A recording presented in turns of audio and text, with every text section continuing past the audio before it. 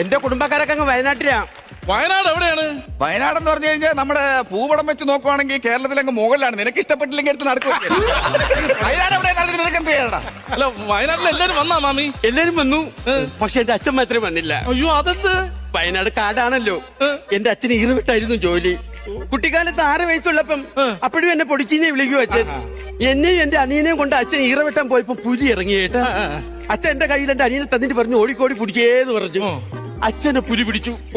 ഞാൻ പാറമടേനെ വണ്ടിയിൽ ഇത് പറഞ്ഞു, കൊല്ലണം മാമ, പുലിയെ കൊല്ലണം മാമ.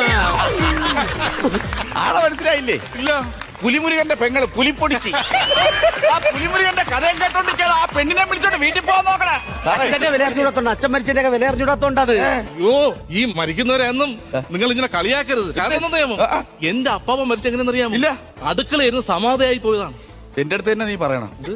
എടാ, നിന്റെ ചേച്ചിയുടെ കൊച്ചിന് അമൃത